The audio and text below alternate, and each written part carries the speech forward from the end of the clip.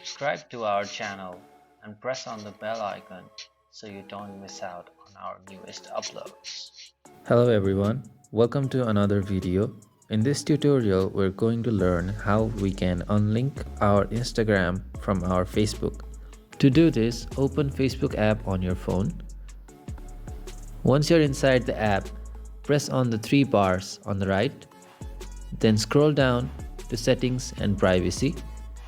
Under Settings and Privacy, click on Settings, then click on Meta Accounts Center card. When you press on it, you will see the accounts that you have under Meta, and now you can press on Accounts under Account Settings.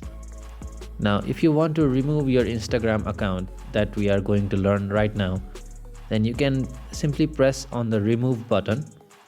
Then Meta will ask you to confirm your removal process, and if you continue with it, your Instagram account will be removed from your account center, just like so. In this way, you can remove or unlink your Instagram from your Facebook. To add, you can simply press on Add Accounts and continue with the same process. That's it for this video. If you found this informative, don't forget to drop us a like, and we'll see you in the next one. Thank you for watching.